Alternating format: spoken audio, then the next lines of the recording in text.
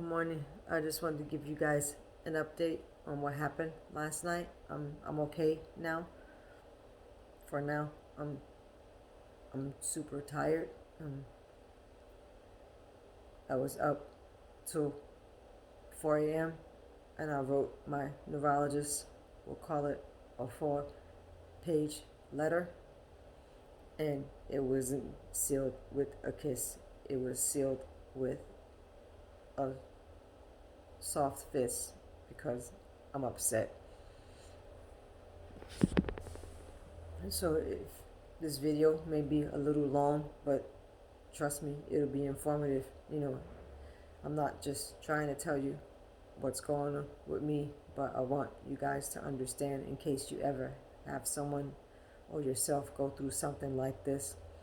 So yesterday I was on my way to um, the grocery store, and if you look at my video from before I went, you can tell that I was confused and I couldn't get my thoughts processed.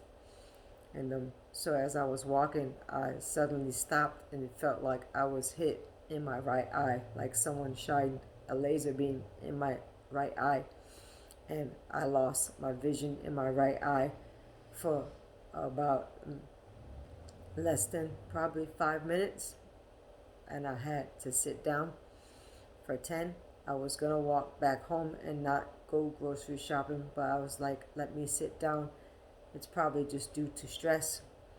So I sat down and waited out for about 10 minutes, and things got back to normal. It was super weird because first it was all blurry, and then it went to like a gray cloud covering my right eye. So, and then I went all the way to the grocery store, and everything was fine, and I went back home, and unfortunately I fell because my cart got caught in the train tracks, but I didn't hit my head, and I just have like a little cut on my shin. And then so when I got home and I used the restroom, I noticed that there was blood in my stool, and I'm not necessarily concerned about that because it wasn't a lot and it's not dark in color. It's probably just something like what I ate, and so I have to really focus on what I eat. So then I call the nurse, and they tell me to come in to the ER. I go to the ER, and this is when the fun starts. I'm gonna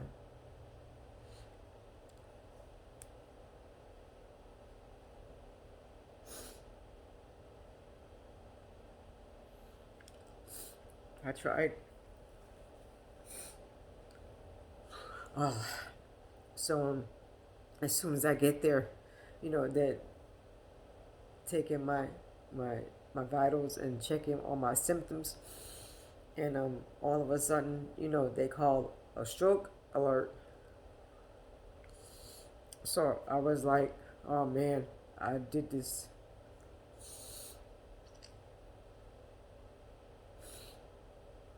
to myself again. So they call a stroke alert, and um, they rushed the gurney in, put me on the gurney, and rushed me into the emergency room. And I just started weeping because, I started to think about, what I'm doing as far as my 100 days. And spoke to my um, ER doctor and my neurologist, and they said that has nothing to do with it. So, just keep doing what I'm doing, because every exercise I do, it sends a signal to my brain, and that's what my brain needs, because I need to rewire everything. And if I don't do anything, or if I take it easy or become complacent, then it can, like, um, stall my progress. So I know a lot of people tell me to slow down, but that's not it, because every exercise I do helps. So I'm not gonna slow down. And so they start checking me out, doing all the stuff to check out for neurology to check out to see how my brain is, and then they said, well, we don't think she's having a stroke. I was like, okay, well, that's good to hear. So I'm not having a stroke. And then, they bring me to the back and they take a CT scan of my brain, and they take blood and urine and all of that stuff. And what annoyed me is how some people can be incompetent, because I don't know if they tested my urine, because the woman, another nurse, came in and said, oh, is this your urine? I was like, yeah, the nurse must have left it there. So that was the first one. I was like, oh my gosh, this is not going to be good. So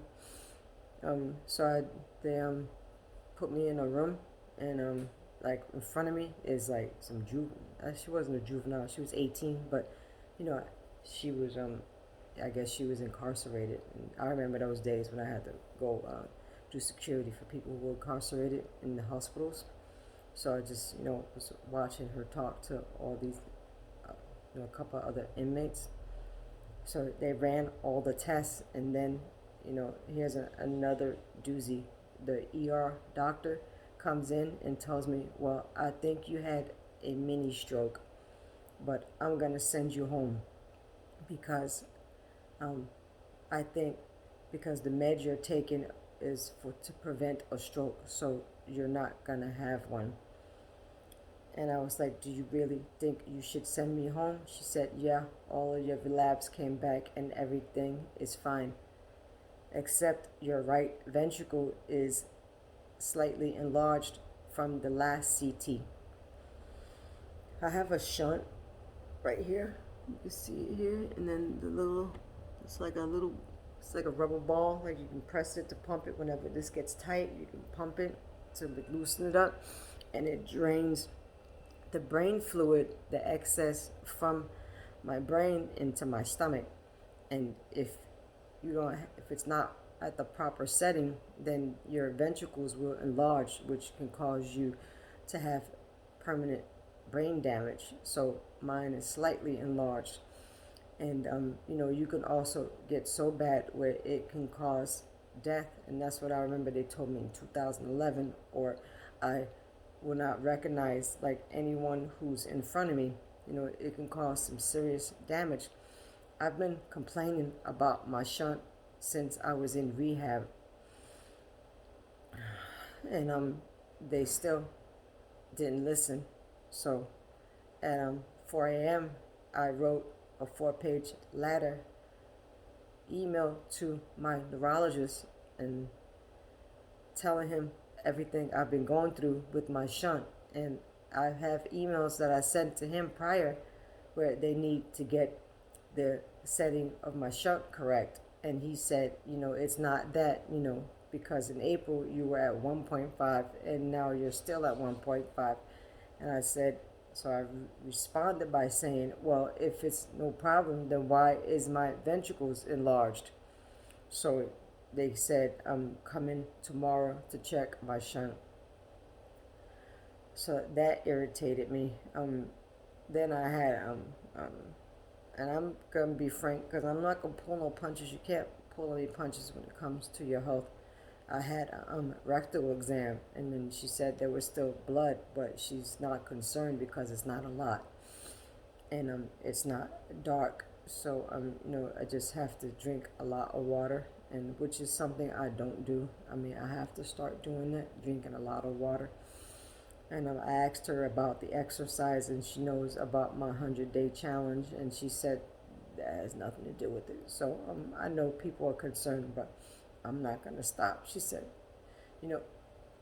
any signal, like me just doing this, sends a signal to my brain. And so I'm not going to stop. So she sent me home, and I couldn't sleep. I stayed up. I watched a show and a movie, and then I wrote the email. So the response I got was like, no, it's not that. And you remember I said, well, then why is this happening? So I go in tomorrow, and And so it's just been like quite the journey that I've been on since it started. Like I can remember when I first got to ICU, and like I call it IC Zoo because the nurses, they run the unit and not the nurse manager. And I remember when I got there and they gave me this nurse and she was kind of rough.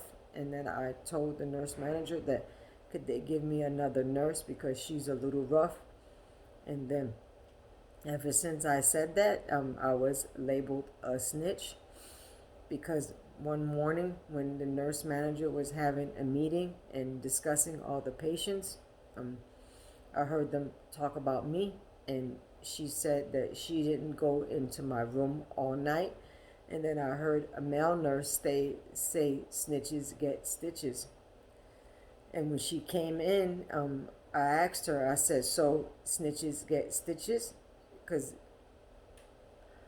I'm going to confront you. I mean, sometimes I could be as frank as on the borderline of being rude, but, I wasn't being rude with her. And she said, I don't even know what that means. And I said, well, why don't you ask the nurse who said it? And from that point on, I was like, I need to get out of here because I'm not going to get the level of care that I deserve. So, I pushed and pushed, and then as soon as they cleared me from ICU, the very next bed that was available, I was sent to rehab. And I don't know if you guys remember what happened day one. Day one, they put me in the bed, did not put the guardrails up. I had a seizure, fell out and bust the bed and busted my head open. So then I had encephalitis, which is a swelling of the brain, and they had to send me back and pump me with sodium to bring the swelling down. So this has just been like a journey, and um I it's difficult. And right now I have speech therapy in about 15 minutes, and this is my first speech therapy since I've been out, which is ridiculous because I when I bought like a puzzle book, and I can't figure out how to solve the puzzles. Like things I would probably do in 5 minutes, it takes me much longer, or I can't do it at all. So I'm kind of disappointed in that fact that they haven't started my speech breath therapy because, as you can tell, anything that helps to send messages to the brain is going to help heal my brain. So I got that going on, and I have to go to an eye doctor to see what's going on with my eye. And it's just been a lot to deal with. You know, you can tell with my speech right now that my brain is not clicking on all cylinders because a lot of times I have to think or stop and try to and then continue. So right now I'm just dealing with all of that. I'm gonna be okay. I truly believe that God sent me those messages yesterday to get me back into the ER so they can correct their mistake. I also have not received an MRI because they have still not gotten the serial number of my clip that's in already in my brain from the rupture. And if I get an MRI with the magnets, it can potentially cause a bleed if it's not compatible. I've been asking for that as well, and since I'm going to see him face to face, I'm going to ask him in his face, why haven't I received this information so I can get an MRI and I can see how much of my brain is still affected, because the MRI is like the clearest picture. It can tell me how much damage is still in the brain. I've already had one, and I think that's what messed up my shunt. So if I have another one, they could compare it and see, how far along I am. So I hope you guys listen to this video. I know it's long, I hope you get something from it. I want people to know my journey so they can see, what happens, and that in case, God forbid, they ever have to go through this, they'll know what to do. So I just want to thank the Lord for, sending me the message, because any message He sends me, I immediately respond. And that's how I ended up, getting to the hospital in the first place. But, unfortunately, things didn't work out the way we had prayed and hoped for. But that's okay because it's God's plan. And I'm always okay with God's plan. And now He's still trying to get me back to where I was.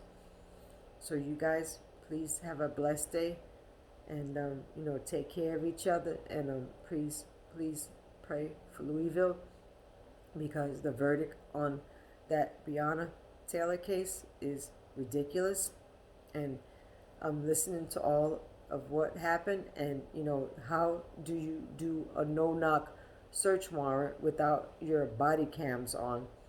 So this is things that people do as police officers, and this is the reason why we are in the state that we are. And when they do stupid stuff like that, they are protected. But we as citizens are not protected, and many people have been murdered at the hands of police. So please pray for Louisville. I know they're gonna have one heck of a night tonight, because that was BS. Money is never gonna bring back a person you love.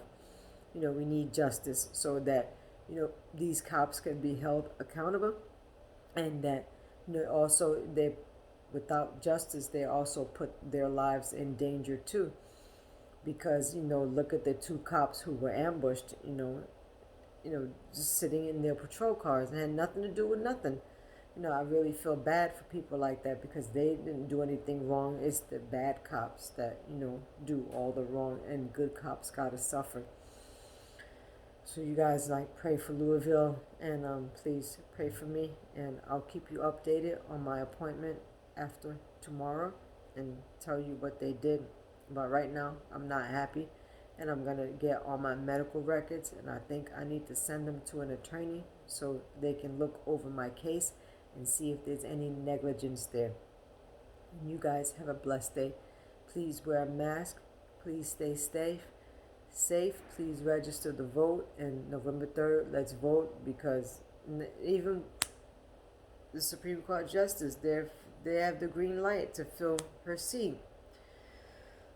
So now we're gonna have to cause more complications when we win, the presidency and the House, that we're gonna have to add more seats, in order to balance out, all these very conservative, laws, or views, that they're trying to implement on us, like taking away women's rights and probably getting rid of Roe v. Wade and, Obamacare completely.